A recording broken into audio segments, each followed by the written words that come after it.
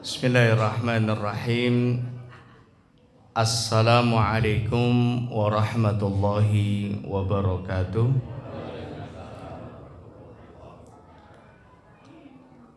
Alhamdulillah. Alhamdulillahi rabbil alamin. Wassalatu wassalamu ala ashrafil anbiya'i wal mursalin. Nabiyyina wa sayyidina Muhammadin wa ala alihi wa ashabihi ajma'in. Allahumma anfa'na bima 'allamtana wa 'allimna ma yanfa'una wa zidna 'ilman. Allahumma inna nas'aluka 'ilman nafi'an wa rizqan thayyiban wa amalan mutaqabbala. Ibu-ibu, bapak-bapak, adik-adik, mas-mas, mbak-mbak, ikhwan wa akhwat fillah, seluruh jamaah kajian Kamis malam Jumat, kajian rutin kitab Umdatul Tafsir, mukhtasar dari tafsir Ibnu Katsir, yang mudah-mudahan kita semua senantiasa mendapatkan hidayah, mendapatkan rahmat dan taufik dari Allah Subhanahu wa taala. Amin ya rabbal alamin. Alhamdulillah, kita bersyukur kepada Allah. Di malam hari ini kita dapat kembali berkumpul bersama di tempat yang dicintai Allah ini. Sebagaimana sabda Nabi sallallahu alaihi wasallam, ahabbul bilad ilallahi masajiduha. Tempat di muka bumi ini yang paling dicintai Allah Subhanahu wa taala, masajiduha, adalah masjid-masjidnya.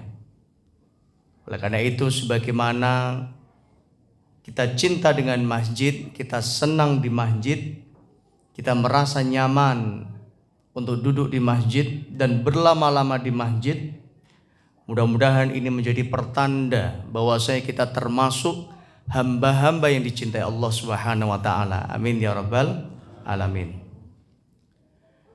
Jamaah rahimani wa rahimakumullah, alhamdulillah malam hari ini kita dapat melanjutkan kajian kita, kajian tafsir. Ya, alhamdulillah pada pertemuan yang terakhir kita telah sampai pada tafsir surat Ali Imran ayat 64 ya. Ayat 63. Oh ya, ayat 63. Silakan yang bawa Al-Qur'an bisa dibuka Al-Qur'annya di surat Ali Imran ayat 63. Dan insyaallah pada malam hari ini kita melanjutkan ayat yang selanjutnya, yaitu ayat 64 dan ayat yang selanjutnya.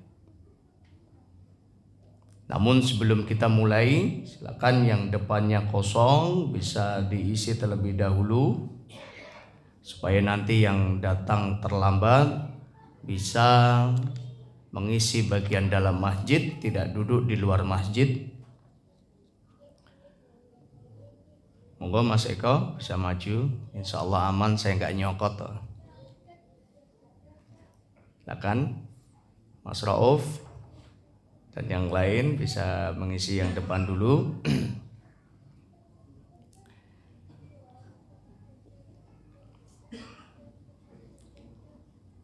Silakan Bapak Ibu yang baru datang bisa dibuka Al-Qur'annya surat Ali Imran ayat 64.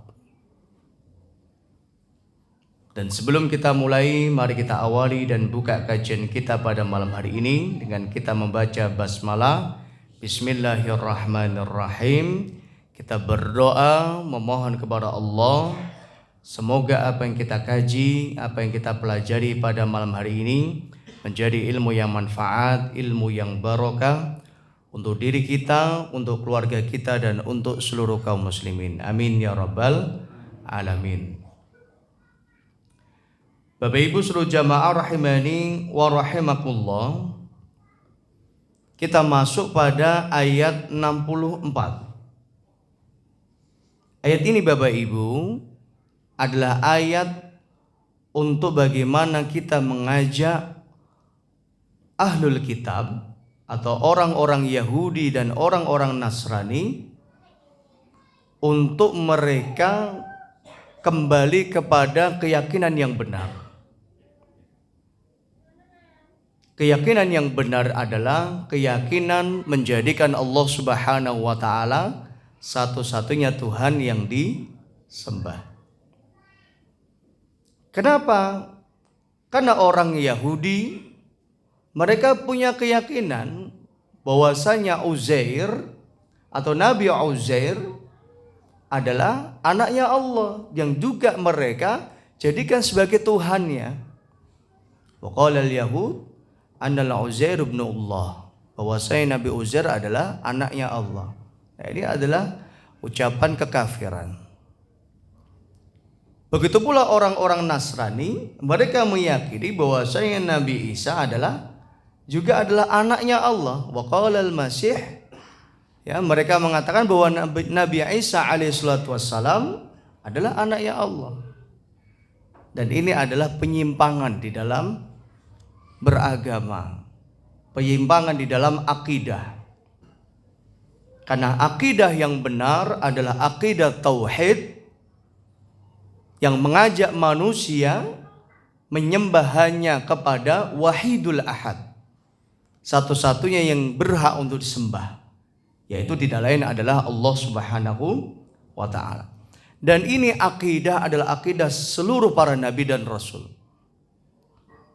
Tidaklah ada nabi dan rasul melainkan seluruhnya mengajak manusia kepada tauhid, mengajak kepada Allah Subhanahu wa ta'ala, menjadikan Allah satu-satunya yang disembah, satu-satunya yang dimintai pertolongan. Iyyaka na'budu wa iyyaka nasta'in. Dan ini yang selalu kita ucapkan di setiap sholat kita. Hanya kepadamu na'bud, kami menyembah. Berarti batal keislamannya ketika ada orang menyembah kepada selain Allah Subhanahu wa ta'ala. Kenapa? Karena dia sudah mengikrarkan di dalam tauhidnya, di dalam syahadahnya, iyyaka na'budu wa iyyaka nasta'in, di dalam sholatnya. Bahkan kita sholat, tidak sah sholat kita kalau tidak membaca iyyaka na'budu wa iyyaka nasta'in. Tidak sah sholat kita kalau nggak baca Al-Fatihah. Adapun tidak membaca surat yang lain itu hukumnya sunnah. Boleh. Misal panjenengan sholat nih, gak baca surat-surat pendek atau gak baca ayat-ayat yang lain, ini sah sholatnya. Tapi kalau kita sholat tidak membaca surat Al-Fatihah, maka sholat kita tidak sah. Kenapa? Karena ini adalah tauhid, keyakinan yang benar. Inilah yang diajarkan Nabi sallallahu alaihi wasallam. Dan Nabi sallallahu alaihi wasallam beliau bersabda, la salata liman lam yaqra bi Fatihatil kitab. Tidak sah salatnya seseorang yang tidak membaca Fatihatil kitab atau pembuka Al-Qur'an. Yang dimaksud adalah surat Al-Fatihah. Bahkan misal kita sholat 4 rakaat, salah satu rakaatnya nggak baca Al-Fatihah, itu sholatnya tidak sah. Di setiap rakaat wajib bagi kita untuk baca surat Al-Fatihah. Adapun tidak membaca surat-surat yang lain, surat An-Nas, Al-Falaq, surat-surat pendek atau ayat-ayat yang lain, ini nggak masalah, tidak pengaruh di dalam sholat kita. Itu hanya sebagai nafilah, sebagai ibadah penyempurna, untuk sebagai tambahan yang hukumnya sunnah. Nah, di dalam Fatihah kita selalu mengikrarkan iyyaka na'budu wa iyyaka nasta'in. Hanya kepadamu ya Allah na'bud, kami menyembah. Dan hanya kepadamu ya Allah kami nasta'in, memohon pertolongan. Nah, ini adalah akidah yang benar, akidah tauhid yang mengajak manusia menyembah hanya kepada satu Tuhan, yaitu Allah Subhanahu wa taala. Maka di dalam ayat ini Allah Subhanahu wa taala berfirman, a'udzubillahi minasyaitonir rajim, qul ya ahlal kitabi ta'alau ila kalimatin sawa'in bainana wa bainakum. Qul, katakanlah wahai kaum muslimin. Kepada siapa? Kepada ahlul kitab. Siapa ahlul kitab ini Bapak Ibu? Ahlul kitab adalah orang yang Allah turunkan kepada mereka Alkitab, yaitu kitab Taurat dan kitab Injil. Selain dari mereka, maka mereka tidak disebut dengan ahlul kitab. Selain orang Yahudi dan orang Nasrani, mereka juga tidak disebut dengan ahlul kitab. Nah, pertanyaan besarnya, apakah sampai hari ini masih ada ahlul kitab atau enggak, Bapak Ibu? Apakah masih ada ahlul kitab atau tidak? Karena konsekuensi dari ahlul kitab itu, mereka akan beriman dengan apa yang ada di dalam Alkitab itu, melaksanakan segala apa yang ada di dalam Alkitab, yaitu kitab Taurat dan kitab Injil. Oke lah, mungkin ada yang mengatakan atau mengakui bahwasanya beriman dan saya melaksanakan firman Tuhan yang ada di dalam kitab Taurat dan kitab Injil. Pertanyaan yang selanjutnya, apakah mereka bisa menjamin bahwa kitab yang ada sekarang itu kitab yang orisinil? Ya kan? Ketika mereka mengatakan saya menghafal misal Alkitab gitu, versi yang mana yang kalian hafal? Ya kan? Bahkan Dr. Zakir Naik pernah menantang mereka, ya, coba siapa di antara kalian yang bisa menghafal dari isi Alkitab? Kalau dari umat Islam banyak, ribuan jutaan orang yang bisa menghafal Al-Quran. Kenapa? Karena memang ini adalah kalamullah yang dijaga Allah. Walaqad Allah jadikan Al-Quran sebagai Alkitab yang dijaga. Inna nahnu nazzalna dzikra wa inna lahu lahafidun. Sesungguhnya kami menurunkan Al-Quran dan kamilah yang menjaganya. Dan dapat garansi dari Allah bahwa Quran akan dijaga Allah. Bahkan sekalipun lembaran-lembaran Al-Quran dibakar, maka Allah akan tetap menjaga Al-Quran dengan para menghafal Al-Quran. Nah ini. Nah, jika kalian mengaku menghafal isi dari Alkitab, versi yang mana yang kalian hafal? Nah ini. Dan ini adalah sesuatu yang mustahil hingga zaman ini. Kenapa? Karena hanya Al-Quran lah yang dijaga Allah Subhanahu wa ta'ala. Maka kalau dikatakan mereka mengatakan mereka adalah ahlul kitab, konsekuensi dari ahlul kitab juga adalah beriman kepada Nabi Shallallahu Alaihi Wasallam. Karena di dalam kitab Taurat maupun kitab Injil, di situ dijelaskan tentang kenabian Nabi Shallallahu Alaihi Wasallam. Begitu pula tentang sifat-sifatnya yang nanti kita akan masuk. Bagaimana mereka itu mengingkari kebenaran yang Allah turunkan kepada mereka. Dan mereka berusaha untuk mencampur adukan antara yang hak dan yang batil. Nah ini. Maka qul ya ahlal kitab ta'alau ila kalimatin sawa. Ayolah kita kembali kepada kalimat yang sama di antara kita. Sama kalimat ini juga diajarkan di dalam kitab Taurat. Sama kalimat ini diajarkan dalam kitab Injil. Sama kalimat ini pun diajarkan di dalam kitab Al-Quran. Apa kalimat ini? Allah na'budu illallah. Tidaklah kita menyembah kecuali kepada Allah Subhanahu wa ta'ala. Inilah kalimat yang sama. Allah na'budu illallah wala nusyrika bihi syai'a, dan tidaklah kami atau kita menyekutukan Allah Subhanahu wa ta'ala. Sama di dalam kitab Injil pun juga isinya ini. Di dalam kitab Taurat pun isinya sama. Kenapa? Karena yang menurunkan adalah Allah kepada umat manusia. Sehingga tidak mungkin antara Taurat dan Injil itu apa? Bertolak belakang atau berselisih. Gak mungkin kitab Injil dengan Al-Quran itu berselisih. Gak mungkin kitab Taurat dengan Al-Quran itu berselisih. Kenapa?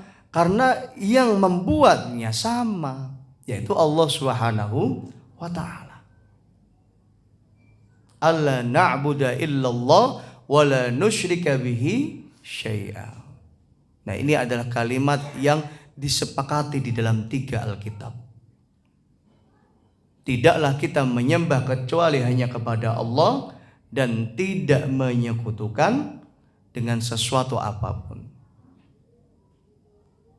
Nah ini. Wala yattakhidha ba'duna arbaban min dunillah. Dan tidaklah salah seorang di antara kami menjadikan selain Allah sebagai arbaban. Arbaban itu berasal dari kata Rabbun.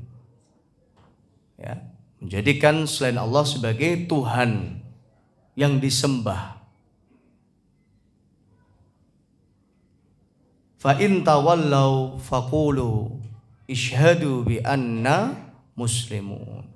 Kalau mereka tidak mau, ketika sudah diajak gak mau nih, ya orang Yahudi diajak kembali kepada akidah yang benar tidak mau, orang Nasrani ya, mereka tidak mau diajak kembali kepada akidah yang benar, maka kata Allah Subhanahu wa taala, Allah berfirman, faqulu ishhadu bi anna muslimun. Katakanlah kepada mereka, saksikanlah bahwasanya kami adalah orang yang Islam, orang yang berserah diri kepada Allah Subhanahu wa taala. Artinya oke lah kalian kalau memang enggak mau beribadah kepada Allah, maka kalian nanti yang akan menjadi saksi atas kami semua bahwa kami adalah orang-orang yang Islam, yang beriman kepada Allah Subhanahu wa taala. Dan persaksian ini nanti di akhirat. Ya, persaksian ini akan diberikan oleh mereka di akhirat. Dan tidak hanya sekedar manusia yang bersaksi atas keimanan kita, ketaatan kita kepada Allah. Bumi pun akan menjadi saksi setiap apa saja yang kita perbuat. Baik ketaatan yang kita perbuat atau sebaliknya keburukan, kemaksiatan, kezaliman yang kita berbuat. Yauma idzin tuhaddisu akhbaraha. Pada hari ini atau pada hari kiamat, bahwa sungguhnya buminya Allah Subhanahu wa taala tuhadditsu akan bercerita kepada Allah. Tentang apa? Akhbaruha, segala kabar peristiwa yang terjadi di muka bumi. Semua yang terjadi dari zaman Nabi Adam alaihissalatu wassalam sampai hari kiamat akan dilaporkan kepada Allah oleh siapa? Oleh bumi yang kita berada di atasnya. Oleh karena itu makanya di dalam mazhab Syafi'i ya, itu menganjurkan kalau kita mau sholat sunnah ba'diyah atau qobliyah itu geser, pindah. Supaya apa? Semakin banyak bumi-bumi Allah itu yang menjadi saksi atas ketaatan kita. Nah itu. Dan ini memang yang harus kita perbanyak, yang harus kita lakukan, yang harus kita pastikan. Pastikan bumi Allah yang kita tempati ini menjadi saksi atas keimanan dan ketaatan kita kepada Allah Subhanahu wa taala. Jangan sampai sebaliknya, bumi Allah ini menjadi saksi atas keburukan yang kita perbuat. Na'udzu billah. Kenapa? Yauma idzin tuhadditsu akhbaruha. Nah, ini harus menjadi renungan untuk kita semua. Maka fa in tawallau faqulu ishhadu bi anna muslimun. Karena mereka enggak mau, udah biarin aja. Katakan kepada mereka, isyhadu bi anna muslimun. Kalian nanti yang akan menjadi saksi bahwa kami adalah orang yang muslim. Kami adalah orang yang taat kepada Allah Subhanahu wa taala. Dan ini sudah terlepas dari kewajiban kita. Memang hukum asalnya kalau kita melihat kemungkaran, Nabi SAW bersabda, man ra'a minkum munkaran falyughayyirhu biyadihi. Siapa yang melihat kemungkaran atau penyimpangan atau segala hal yang bertentangan dengan syariat Allah terjadi di depan kita, maka nasihat Nabi SAW, falyughayyirhu biyadihi, hendaklah dia merubahnya dengan tangannya. Tangan ini diartikan dengan kekuatan, dengan kekuasaan. Sebagian para ulama menafsirkan, mengartikan tangan ini ya dengan kebijakan, tanda tangan. Dan seorang pemimpin ini punya kebijakan yang sangat strategis. Dia punya hak prerogatif untuk melanjutkan kemaksiatan atau menghentikan kemaksiatan. Ini sebentar lagi pilkada kita ini. Hati-hati kalau pilih pemimpin. Karena nanti akan berdampak besar pada kemaslahatan umat Islam. Kayak kemarin ya, Pilpres itu akan berdampak besar pada kemaslahatan seluruh umat Islam di dalam satu periode ini. Kenapa? Karena nanti kaitannya dengan kemaksiatan, kemungkaran, ya, dengan syiar-syiar Islam, dengan ibadah dan lain sebagainya. Itu akan punya pengaruh seorang pemimpin itu. Pemimpin yang takut kepada Allah, dia nggak akan berani diamkan kemaksiatan. Itu kalau pemimpinnya takut kepada Allah Subhanahu wa taala. Sebaliknya pemimpin yang tidak takut kepada Allah, tidak beriman kepada Allah, dia keluh dan diam ketika melihat kemaksiatan. Apalagi kalau seorang pemimpin itu sudah dilenakan dengan dunia, dibutakan dengan dunia. Segala sesuatu dia memandang adalah urusan dunia. Dia lupa bahwa hidup kita ini untuk akhirat. Kita hidup di dunia ini untuk kehidupan yang sesungguhnya, kehidupan di akhirat. Kita hidup di dunia ini gak lama Bapak Ibu, cuma sebentar. Kita hidup di dunia ini untuk mempersiapkan dan mempertaruhkan bagaimana nasib kita di akhirat. Jangan sampai nasib kita di akhirat dipertaruhkan hanya untuk urusan-urusan yang sifatnya tidak menguntungkan kita di akhirat. Nah ini. Maka seorang pemimpin punya hak prerogatif. Dia bisa melanjutkan atau menghentikan kemaksiatan dan kemungkaran. Maka di sini Nabi mengatakan falyughayyirhu biyadihi. Maka kalau yang punya kekuasaan, ya, dia bisa hentikan kemaksiatan itu dengan tangannya, dengan kekuatannya, dengan tanda tangan. Fa illam yastati fa bilisani. Maka kalau nggak bisa maka dengan lisannya. Nah, ini adalah tugasnya para ustadz, para dai. Para ustadz, para dai, para kiai. Orang-orang yang punya ilmu, yang tahu tentang kebenaran. Dan ini juga nggak harus ustadz dan kiai. Siapa saja yang punya ilmu, yang tahu dan yang bisa membedakan mana yang benar dan mana yang salah. Tidak harus jadi ustadz untuk bisa mengatakan ini salah, ini benar. Kalau memang itu adalah kebenaran, sampaikan. Tidak perlu takut.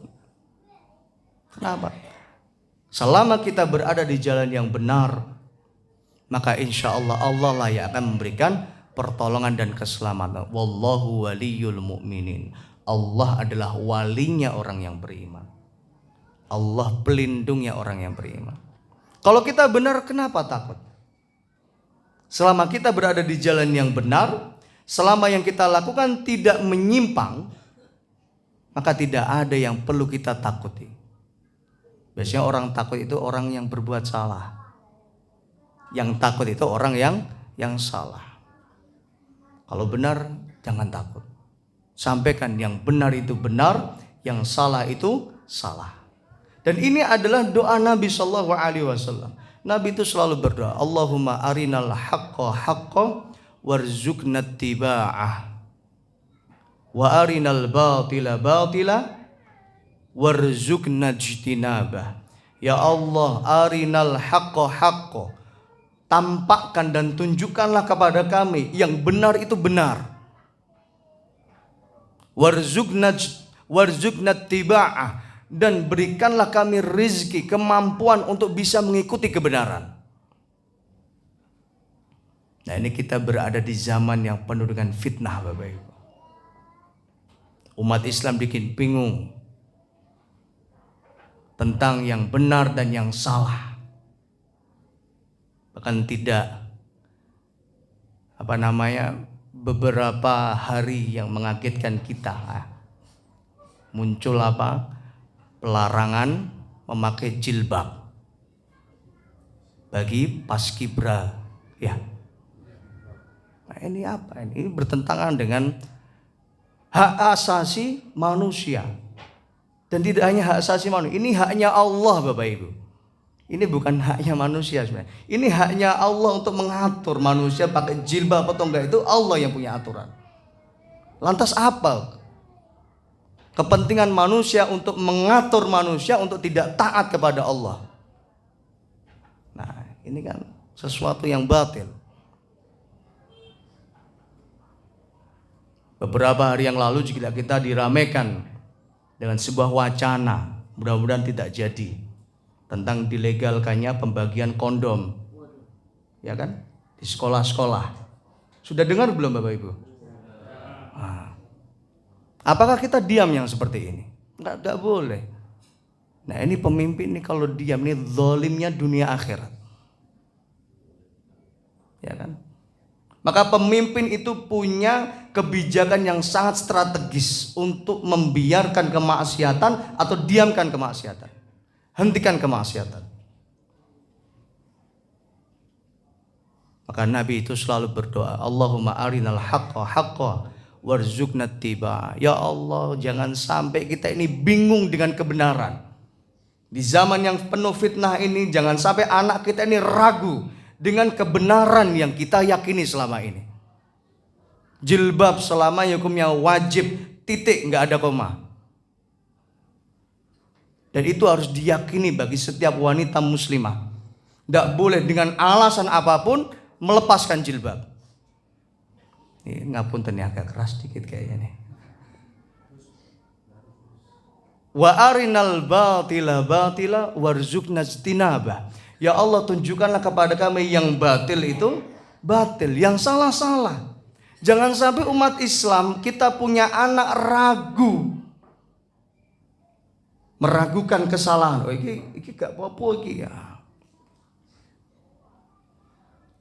Warzuqna jtinabah, dan berikanlah kami kemampuan untuk menghindari kebatilan ini. Jangan sampai kita ikut di dalam kebatilan, apalagi ikut mendukung, melindungi dan membela kebatilan. Ikut aja jangan, kata Nabi. Nabi saja berlindung kepada Allah, jangan sampai kita mengikuti kebatilan. Apalagi yang lebih parah, mendukung, membela, melindungi kebatilan. Ini jauh lebih besar dosanya. Kalau dia melakukan kebatilan, dia untuk dirinya sendiri. Nah, ini bedanya Bapak Ibu. Tapi kalau sudah mendukung, membela, melindungi kebatilan, ini semakin banyak orang yang melakukan dosa-dosanya, maka dia pun akan dapatkan dosanya. Jadi ini menjadi dosa jariah. Sampai kapan? Sampai kebatilan ini berhenti. Kenapa? Karena gara-gara dia. Karena gara-gara dia, kebatilan ini, kezaliman ini terus berjalan. Maka dia bertanggung jawab di hadapan Allah. Sampai kapan? Sampai diberhentikan ini kebatilan. Kalau mau berhenti dosa jariahnya, harus hentikan ini kebatilan. Tapi kalau nggak dihentikan, maka ini akan menjadi dosa jariah. Selama kebatilan ini akan terus-menerus dilakukan, maka dia akan mendapatkan dosa jariah dari apa? Sebab kebijakan dia mendukung, melindungi dan membela kebatilan. Jelas Bapak Ibu? Jelas. Nah, Bapak Ibu seluruh jamaah rahimani wa rahimakumullah. Maka inilah yang harus menjadi keyakinan kita sebagai umat akhir zaman. Pentingnya kita mengajak keluarga kita dekat dengan Allah. Pentingnya mengajak keluarga kita untuk ngaji. Pentingnya mendekatkan anak-anak kita dengan majelis ilmu. Maka sering saya ulang-ulang dulu, sering sekali. Jangan sampai kita menjadi orang tua yang egois.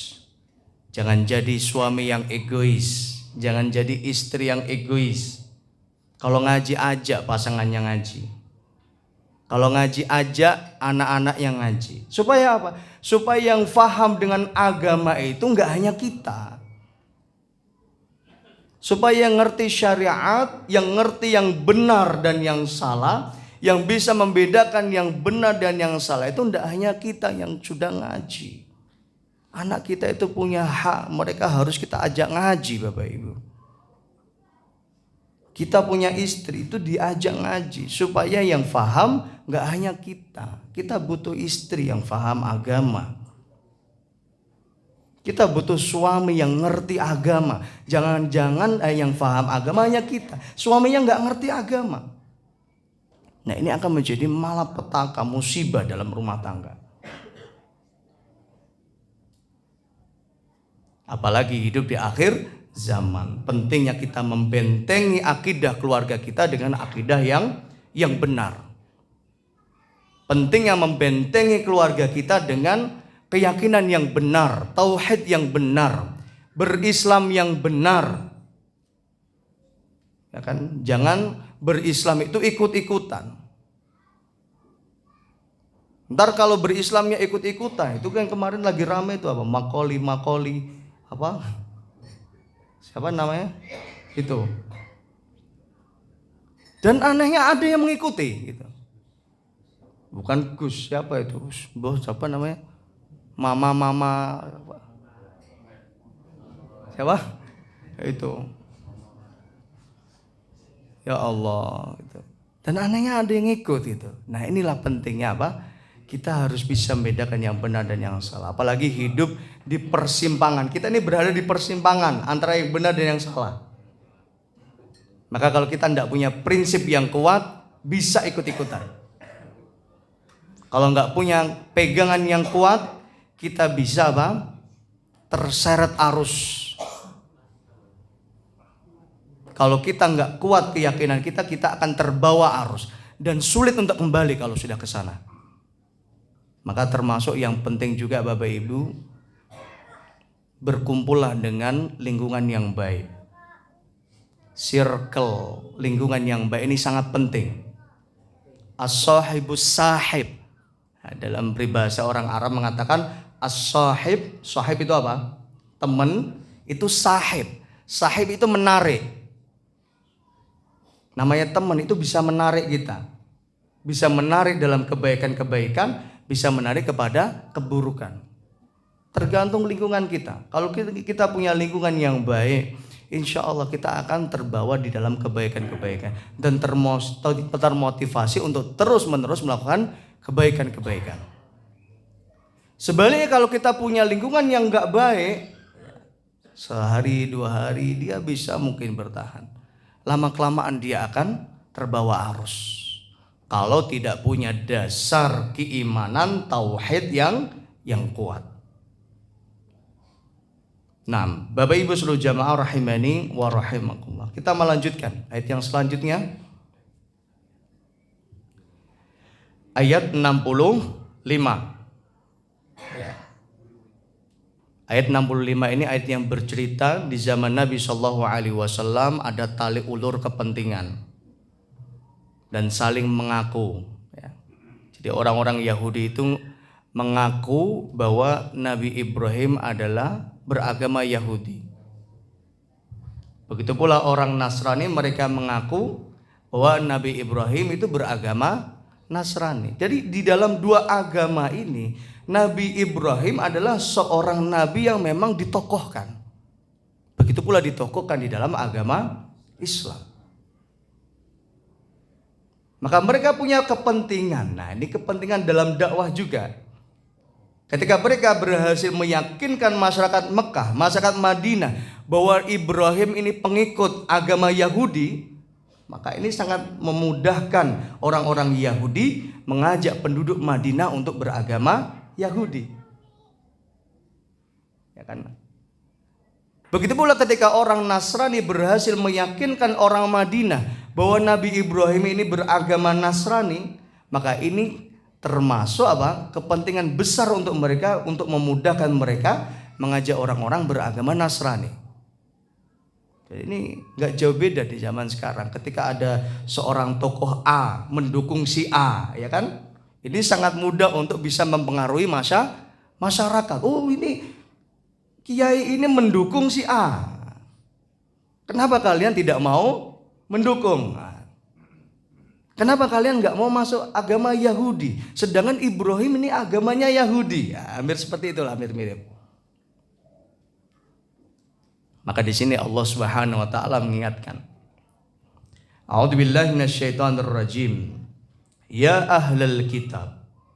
Wahai ahlul kitab. Yang ini yang maksud adalah orang Yahudi dan orang Nasrani.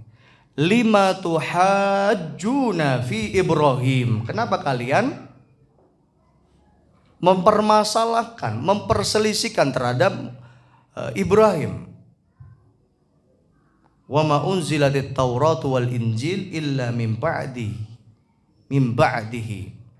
Padahal tidaklah Allah turunkan kitab Taurat dan Injil itu kecuali setelah Ibrahim. Artinya jauh masanya. Sebelum ada agama Yahudi dan Nasrani itu udah ada Ibrahim. Lah kok kalian ngaku-ngaku Ibrahim beragama Yahudi? Kok kalian ngaku-ngaku Ibrahim beragama Nasrani? Sebelum ada kalian semua ini, nah itu bahasa yang lain. Itu sudah ada Ibrahim. Kita baca apa yang ditafsirkan oleh Ibnu Katsir rahimahullah taala. Dalam ayat ini kata Ibnu Katsir rahimahullah, yunkirullahu ta'ala 'alal yahudi wan nasara. Di sini Allah mengingkari apa yang dilakukan oleh orang Yahudi dan Nasrani. Fi mahajjatihim fi Ibrahim al-Khalil. Tentang perselisihan mereka terhadap Nabi Ibrahim. Wa da'wa kulla ta'ifatin minhum annahu kana minhum.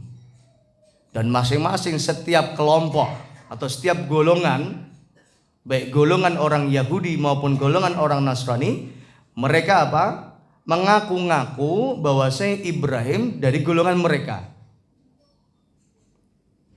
Kama ruwiya Muhammad bin Ishaq an Ibni Abbas, sebagaimana yang diriwayatkan oleh Muhammad bin Ishaq dari sahabat Abdullah bin Abbas radhiyallahu taala anhu, qala, beliau mengatakan, ijtama'at nasara Najran wa akhbar Yahud inda Rasulillah.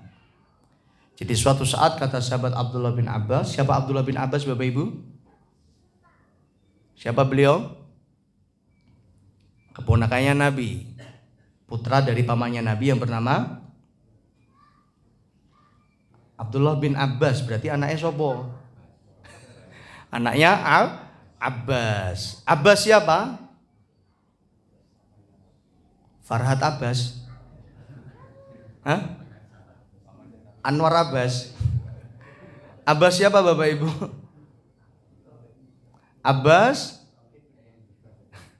Abbas bin Abdul Muttalib. Ya, Abbas bin Abdul Muttalib. Jadi sesaudaraan sama Hamzah bin Abdul Muttalib. Nah ini. Jadi Abdullah bin Abbas berarti anaknya sahabat Abbas bin Abdul Muttalib. Nah, Abdullah bin Abbas ini sahabat Nabi yang diutus Nabi dakwah di negeri Taif, di kota Taif. Nah, di beberapa hari yang lalu saya juga dari Taif mengunjungi makam beliau. Jadi samping Masjid Abdullah bin Abbas. Itu beliau dimakamkan di situ. Nah, ini sahabat Abdullah bin Abbas ini sedikit ya cerita. Beliau adalah sahabat yang dari kecil itu sudah terlihat kecerdasannya. Sampai Nabi Shallallahu Alaihi Wasallam mengatakan kepada sahabat Abdullah bin Abbas, innaka lagulamun muallamun. Wahai Abdullah bin Abbas, yang kamu itu apa? Gulam itu bocah, anak, muallam, anak yang berpendidikan, anak yang pinter. Bahasa kita anak yang cerdas. Karena Nabi Shallallahu Alaihi Wasallam melihat ini anak ini punya potensi, bisa apa? Bermanfaat untuk umat Islam. Maka Nabi Shallallahu Alaihi Wasallam juga mendoakan sahabat Abdullah bin Abbas dengan doa yang masyhur, Allahumma faqihhu fid din wa 'allimhu ta'wil. Ya Allah, jadikan Abdullah bin Abbas ini faqih di dalam agama. Apa itu faqih? Faqih itu faham. Al-fiqhu al-fahmu. Jadi fikih itu artinya faham. Allahumma faqihhu fid din. Ya Allah, jadikanlah Abdullah bin Abbas ini menjadi seorang yang faqih dalam agama. Karena bahaya, orang cerdas kalau nggak faqih dalam agama itu akan merusak. Ya. Kecerdasan seseorang kalau tidak dibarengi dengan nilai-nilai agama yang benar, itu kepintarannya akan merusak. Dan terbukti justru yang merusak tatanan kehidupan ini orang-orang yang pintar, Bapak Ibu. Cuma karena mereka tidak punya pegangan agama yang kuat, akhirnya kepintarannya, kecerdasan ini menjadikan untuk merusak orang lain. Tidak, orang yang merusak tatanan hukum siapa? Orang yang paham dengan hukum. Profesor-profesor dalam bidang hukum, ahli-ahli hukum, justru mereka yang merusak tatanan hukum. Siapa lagi? Orang yang merusak politik. Siapa? Ya orang yang paham dengan politik. Gak ada petani merusak politik, itu gak ada. Merusak tatanan kehidupan dalam berkebangsaan, tidak ada. Yang merusak itu orang-orang yang justru punya ilmu, punya kecerdasan dalam bidangnya. Tapi karena tidak dibarengi dengan nilai-nilai agama yang benar, dengan pemahaman agama yang benar, akhirnya apa? Kecerdasannya, kepintarannya ini merusak. Nah inilah bahayanya orang yang cerdas tapi tidak beragama yang benar. Maka Nabi berdoa untuk sahabat Abdullah bin Abbas, Allahumma faqihhu fiddin. Karena Nabi melihat Abdullah bin Abbas ini cerdas, pinter dari kecil. Maka didoain sama Nabi, Allahumma faqihhu fiddin. Ya Allah, jadikan Abdullah bin Abbas ini faqih dalam urusan agama.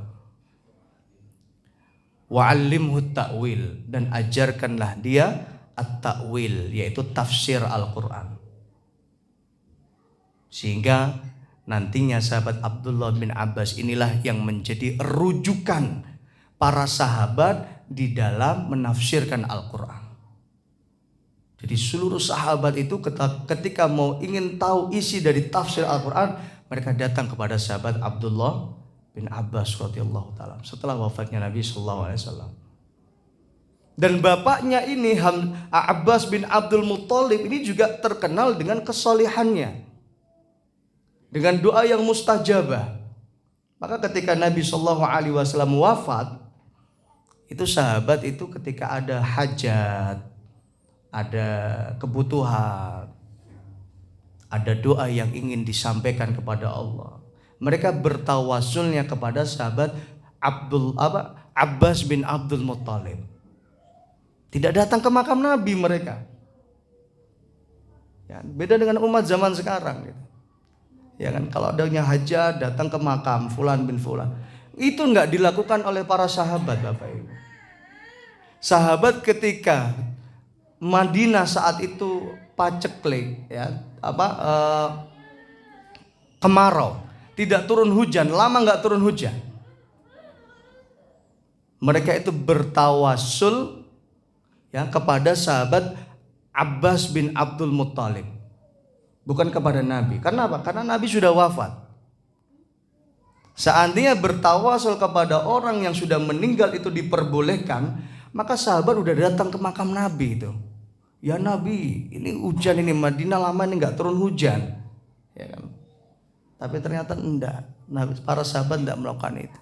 Para sahabat datang ke sahabat Nabi yang bernama Abbas bin Abdul Muttalib, agar sahabat Abbas bin Abdul Muttalib ini berdoa kepada Allah agar Allah menurunkan hujan. Dan ini termasuk tawasul yang diperbolehkan. Bertawasul kepada orang-orang soleh yang masih hidup. Karena Abbas bin Abdul Muttalib masih hidup, maka sahabat datang kepada beliau. Ketika Abbas bin Abdul Muttalib ini sudah meninggal dunia, sahabat nggak datang ke makamnya. Datanglah kepada orang-orang soleh yang lain. Nah ini adalah sekilas biografi dari sahabat Abdullah bin Abbas radhiyallahu taala anhu. Allahumma faqihhu fiddin. Maka beliau didoakan Nabi, ya Allah jadikanlah ia faqih dalam urusan agama. Wa 'allimhu ta'wil, jadikanlah ia faqih, ahli di dalam masalah takwil, yaitu tafsir Al-Quran. Maka di dalam riwayat yang diriwayatkan dari sahabat Abdullah bin Abbas, an Ibni Abbas radhiyallahu taala anhuma ya. Qala, beliau mengatakan, sahabat Abdullah bin Abbas beliau mengatakan, ijtama'at nasara Najran. Suatu saat berkumpullah orang-orang Nasrani dari Najran. Najran itu sebuah daerah, kawasan di salah satu kota Madinah, namanya Najran. Itu adalah perkampungan orang-orang Nasrani. Sekarang sudah nggak ada, ya kan? Sekarang sudah menjadi perkampungan kaum muslimin. Tapi masih ada nama itu. Wa akhbar Yahud enda Rasulillah sallallahu alaihi wasallam, dan juga gitu juga berkumpullah akhbar Yahud. Ahbar itu pendeta-pendetanya orang-orang Yahudi, rahib. Nah, jadi mereka berkumpul inda Rasulillah sallallahu alaihi wasallam, berkumpul di sisi Nabi sallallahu alaihi wasallam. Jadi orang-orang Nasrani dari Najran dan pendeta-pendetanya orang Yahudi, ya, mereka berkumpul di depan Nabi sallallahu alaihi wasallam. Tanaza'u indahu, mereka sedang berselisih. Jadi orang yang Yahudi dan Nasrani, mereka sedang berselisih di hadapan Nabi sallallahu alaihi wasallam indahu, tentang dirinya, tentang yaitu diri Nabi Ibrahim. Mereka sedang berselisih terhadap Nabi Ibrahim. Faqalatil ahbar, maka orang-orang Yahudi mengatakan, ya, maka na Ibrahim illa Yahudian, tidaklah Ibrahim itu kecuali beragama Yahudi, kata mereka. Kenapa? Karena mereka punya kepentingan tadi, kepentingan untuk dakwah dalam bahasa, ya, secara bahasa artinya mengajak. Jadi mereka punya kepentingan untuk mengajak manusia penduduk kota Madinah saat itu agar mereka beragama Yahudi. Maka mereka butuh legalitas bahwa Ibrahim ini beragama Yahudi. Maka mereka mengatakan, maka na Ibrahim illa Yahudian, tidaklah Ibrahim ini kecuali dia beragama Yahudi. Wa qalatin Nasara, dan orang-orang Nasrani pun sama, mereka mengatakan maka na Ibrahim illa Nasraniyan, Ibrahim itu beragama Nasrani. Kenapa? Karena tadi mereka juga punya kepentingan mengajak orang-orang Madinah untuk beragama Nasrani. Fa anzalallahu ta'ala, maka Allah kemudian turunkan ayat ini. Jadi ini termasuk asbab nuzul, sebab turunnya ayat ini tentang peristiwa ini. Peristiwa ini menjadi sebab turunnya ayat surat Ali Imran ayat 65. Maka Allah turunkan ayat ini, ya.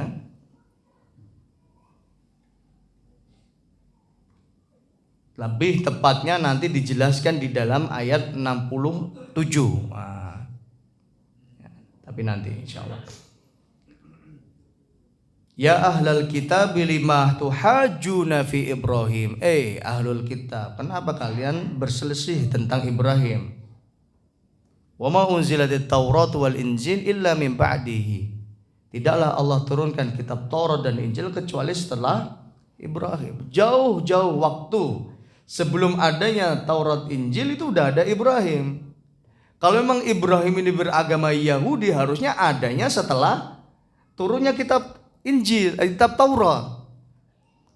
Harusnya kalau Ibrahim ini beragama Nasrani, juga Ibrahim harusnya adanya setelah kitab Injil. Ini belum ada kitab Injil, belum ada kitab Taurat, itu sudah ada jauh-jauh hari sudah ada Ibrahim. Ya ahlal kitab lima tuhajjuna fi Ibrahim wa ma unzilatit Taurat wal Injil illa min ba'dihi afala ta'qilun. Tidakkah kalian berpikir? Kudunya mikir. Secara logika saja ini udah nggak bisa diterima, gitu loh. Secara logika saja udah nggak masuk akal. Loh kok kalian ngaku-ngaku, itu nggak masuk akal, gitu loh. Ini bahasa kita loh ya. Tapi paling tidak seperti itu. Afala ta'qilun, tidakkah kalian berpikir gitu, bahwa saya Ibrahim memang sudah ada sebelum kitab Taurat dan Injil. Afala ta'qilun, tidakkah kalian berpikir? Ha antum haula hajattum fima lakum bihi ilmun. Kalian tuh biasanya saling berhujjah, saling berdebat, saling berdiskusi tentang hal-hal yang kalian tuh punya ilmu, tentang hal-hal yang kalian punya kapasitas ilmunya. Falimatu hajjuna fima laisa lakum bihi ilm. Kenapa kalian memperdebatkan sesuatu yang kalian tidak ada ilmunya? Ya kan? Kenapa kalian memperdebatkan Ibrahim? Kalian nggak tahu itu. Kalau mau berdebat, berdiskusi, berdialog itu tentang hal-hal yang kalian tahu saja. Jangan memperdebatkan sesuatu yang tidak kalian tahu. Paling tidak seperti itu kurang lebihnya. Fima laisa lakum bihi ilm. Kenapa kalian memperdebatkan sesuatu yang kalian tidak tahu ilmunya, nggak punya ilmunya?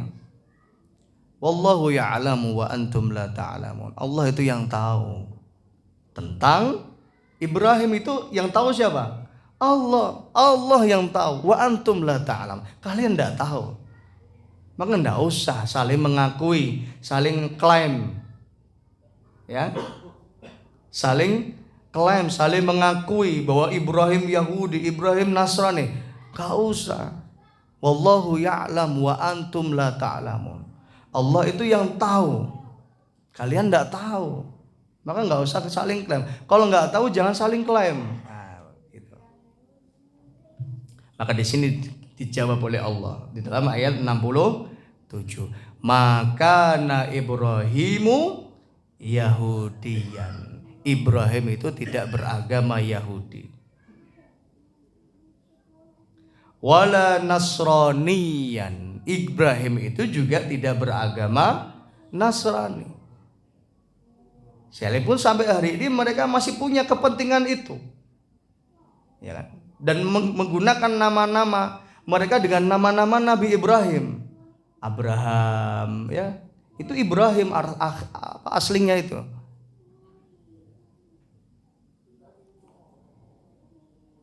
Jadi itu adalah Nabi Ibrahim. Ya. Maka na Ibrahimu Yahudiyan wala Nasraniyan. Ibrahim itu bukan beragama Yahudi dan juga tidak beragama Nasrani. Walakin kana hanifan musliman. Walakin, akan tetapi, kana itu menjelaskan sesuatu yang telah lampau.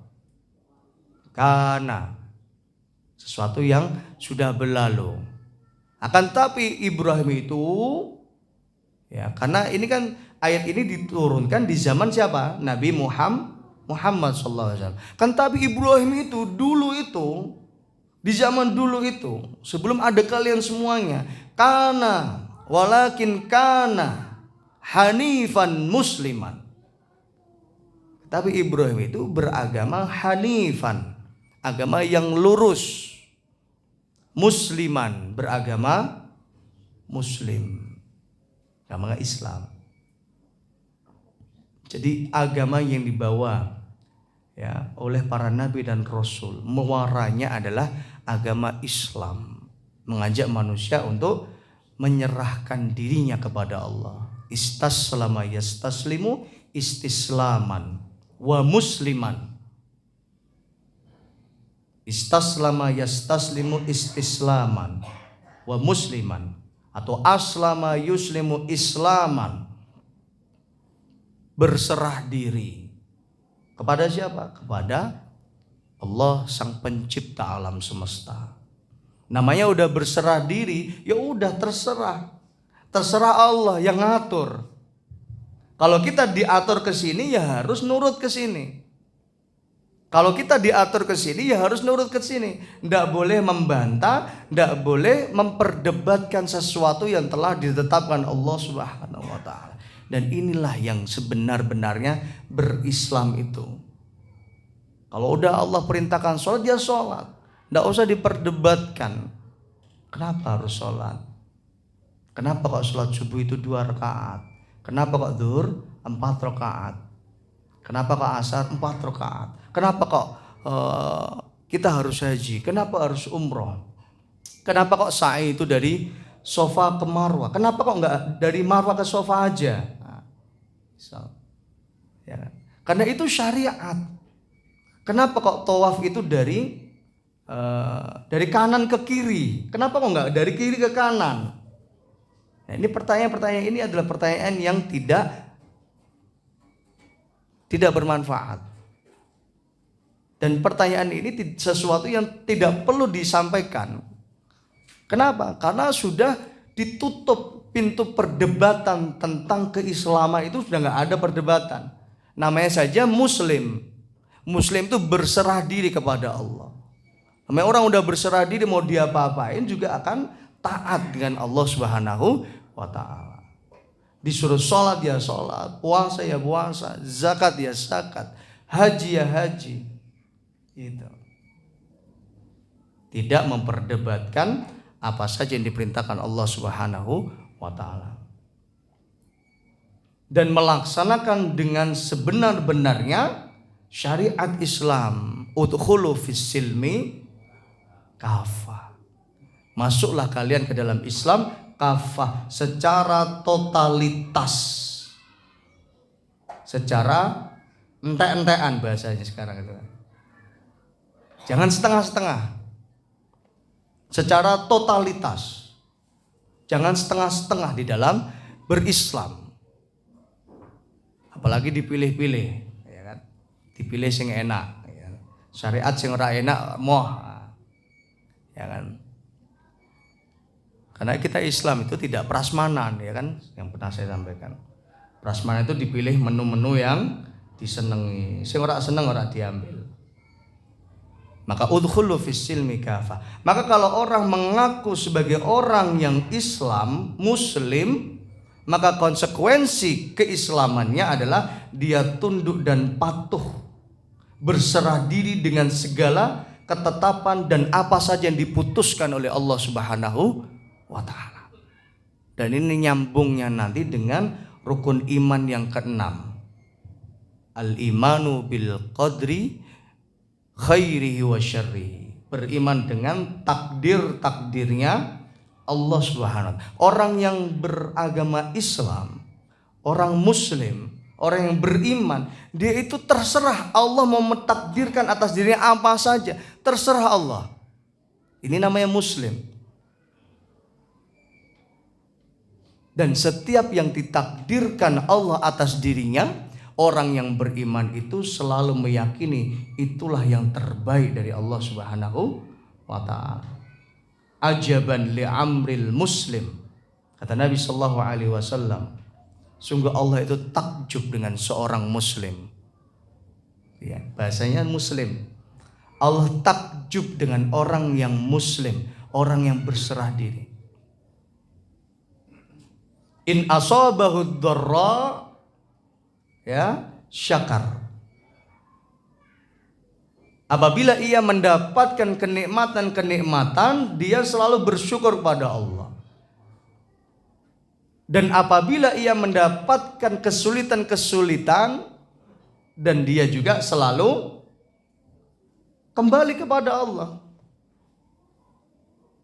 Dan apabila terjatuh pada perbuatan dosa dan maksiat, dia selalu segera beristighfar kepada Allah Subhanahu wa ta'ala. Jadi 3 poin ini poin yang sangat penting. Kalau dikasih nikmat selalu bersyukur, kalau diuji Allah selalu ingat sama Allah. Ya kan? Kenapa tadi iyyaka na'budu wa iyyaka nasta'in? Itu muslim itu yang harus seperti ini. Kalau enggak seperti ini berarti bukan muslim. Dikasih rezeki sedikit enggak syukur, itu enggak muslim. Itu bukan karakter dan sifat muslim. Karakter sifat muslim, dikasih nikmat walaupun sedikit, syakar. Dia selalu bersyukur. Kenapa? Karena ini takdir Allah, sedikit maupun banyak, ini takdirnya Allah. Nah, kalau ngaku muslim, ngaku berserah diri kepada Allah, maka juga harus beriman dengan ini. Dan apabila dikasih musibah ujian sama Allah, selalu sabar, ingat sama Allah. Kenapa? Karena ujian ini tidak akan terjadi kecuali kehendaknya Allah. Ma asaba min musibatin illa biidznillah, dalam Al-Quran.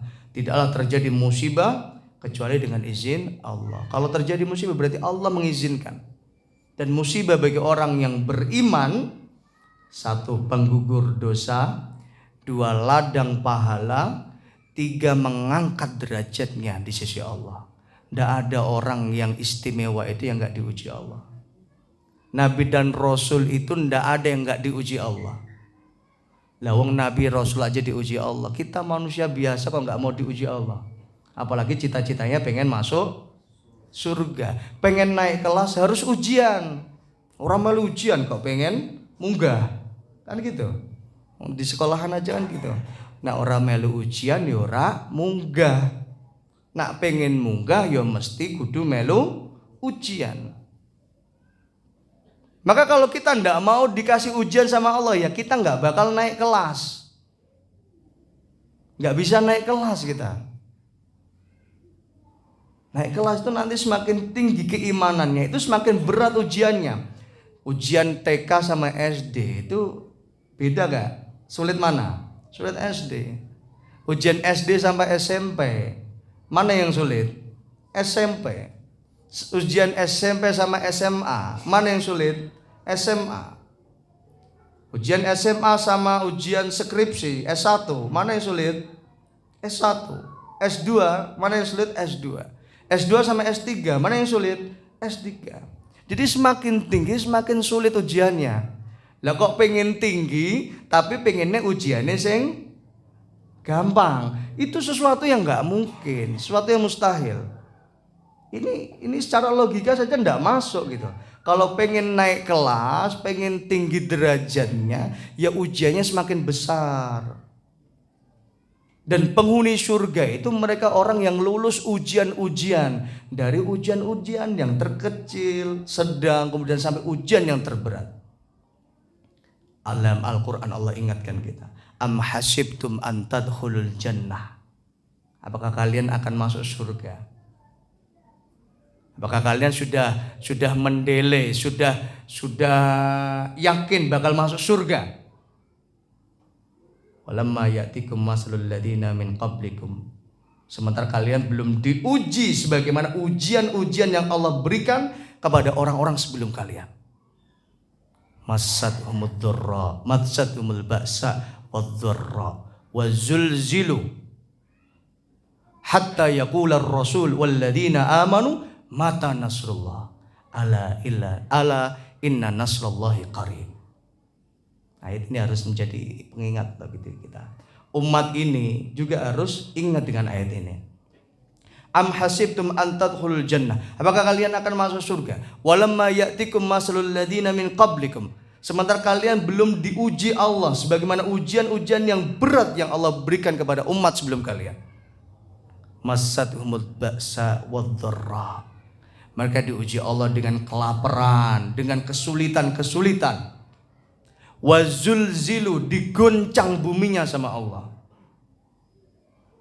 hatta yaqular rasul walladzina amanu, sampai para rasul dan orang-orang yang beriman saat itu mengatakan, mata nasrullah, kapan ini datang pertolongan Allah. Ini sampai apa? Sampai nabi, sampai para rasul dan orang-orang yang beriman mengatakan seperti itu. Ini kita bisa menggambarkan sendiri apa? Saking beratnya ujian yang mereka dapatkan. Sampai mereka mengatakan, mata nasrullah, kapan ini datang pertolongan Allah terhadap orang-orang yang beriman. Ala inna nasrullahi qarib. Ketahuilah bahwa pertolongan Allah sangat dekat. Nah, itu. Ini juga ini cocok untuk kita umat akhir zaman. Yang kita diuji Allah dengan banyak ujian. Tapi ujian ini mungkin belum seberapa dengan ujian-ujian yang Allah berikan kepada umat-umat terdahulu. Maka kalau kita pengen lulus ujiannya, ya, pengen masuk surganya, ya harus diuji dulu. Dan ini adalah sunnatullah, sunnah kehidupan.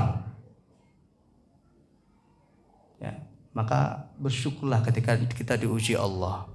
Tanda bahwa Allah ingin mengingatkan kita supaya kita selalu dekat dengan Allah. Bahaya Pak, serius bahaya ibu-ibu. Bahaya kalau kita hidup gak diuji sama Allah. Bahaya kalau kita hidup ini gak diuji sama Allah. Kita akan terlena dengan kehidupan dunia. Kita akan disibukkan dengan urusan-urusan yang tidak menguntungkan untuk urusan akhirat kita. Kita akan disibukkan dengan hal-hal yang tidak mendatangkan manfaat untuk diri kita di akhirat. Maka bersyukur ketika kita diuji Allah. Tandanya apa? Kita masih diingatkan Allah.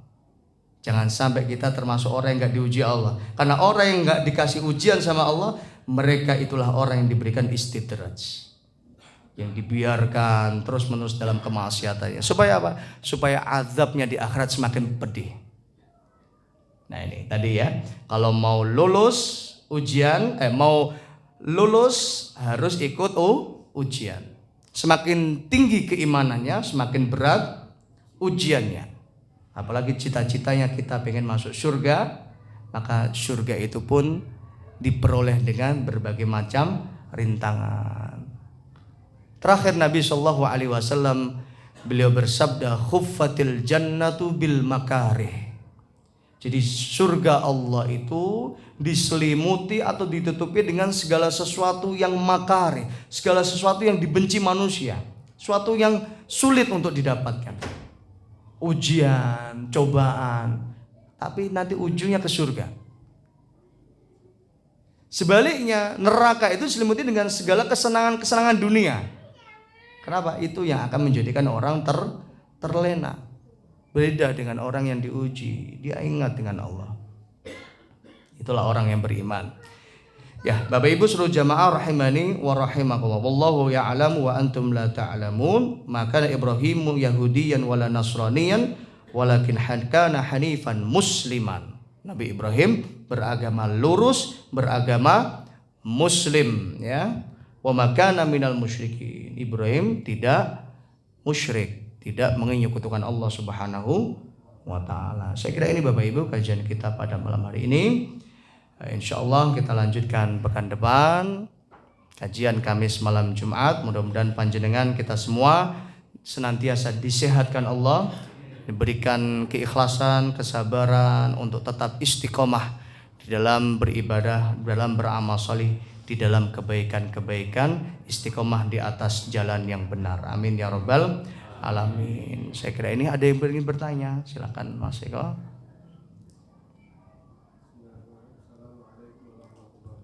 Waalaikumsalam warahmatullahi wabarakatuh.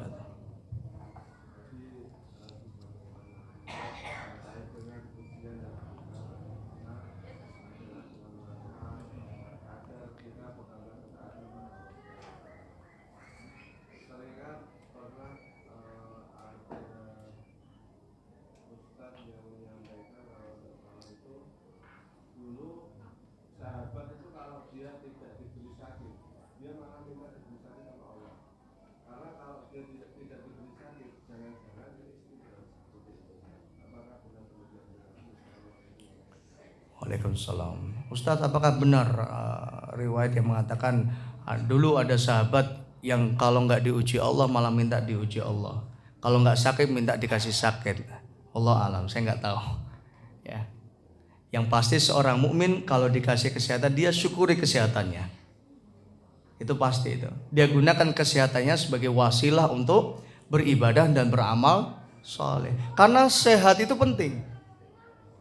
Ya. Kalau kita sehat, tidak ada orang itu minta sakit. Kenapa? Beda, Pak. Beda. Sehat itu penting. Kita beribadah ini harus sehat. Karena kalau nggak sehat, tidak bisa beribadah maksimal. Wallahu a'lam ya.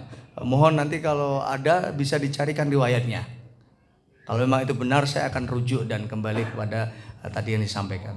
Tapi yang saya yakini bahwa ketika seorang muslim diberikan nikmat sehat oleh Allah, dia bersyukur. Dia gunakan nikmat sehatnya untuk banyak beribadah, beramal saleh.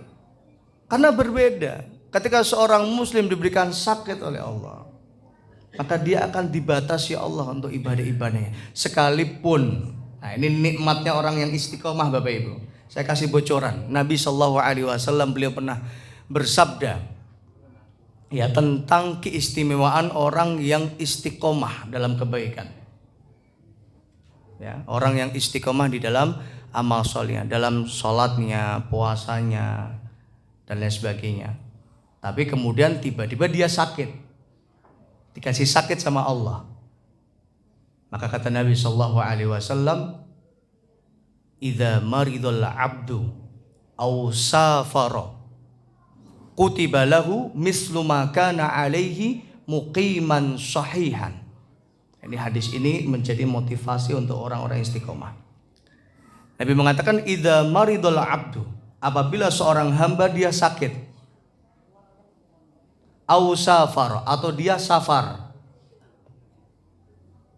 kemudian dengan sakitnya dan safarnya terhalang untuk melakukan ibadah-ibadah yang selama ini telah diistiqomahkan. Bisa dipahami? Sudah biasa istiqomah jamaah. Kemudian suatu saat sakit, tidak bisa sholat jamaah. Biasa puasa Senin Kamis. Qadarullah suatu saat sakit, tidak bisa puasa Senin Kamis. Biasa sholat jamaah. Qadarullah suatu saat dia harus safar, sehingga tidak bisa jamaah. Ya kan? Biasa dia berpuasa, suatu saat dia safar sehingga tidak puasa. Kata Nabi SAW, kutiba lahu mislu ma kana alaihi muqiman sahihan. Dia akan tetap dicatat baginya pahala yang semisal ketika dia masih dalam kondisi sehat dan dalam kondisi mukim tidak safar. Masya Allah. Jadi orang yang sakit karena sebelumnya udah istiqomah nih sholatnya, karena sakit maka tetap sekalipun di atas tempat tidurnya, di atas tempat di atas kasurnya, dia dapat pahala sholat berjamaah. Kenapa? Karena biasa berjamaah, hanya terhalang karena sakit ini dia nggak bisa berjamaah. Itu dapat pahala sama kata Nabi SAW. Masya Allah, enak Pak. Ya. Beragama Islam itu enak sekali, nikmat. Makanya sampai Nabi Allah mengatakan al-yauma akmaltu lakum dinakum wa atmamtu alaikum nikmati.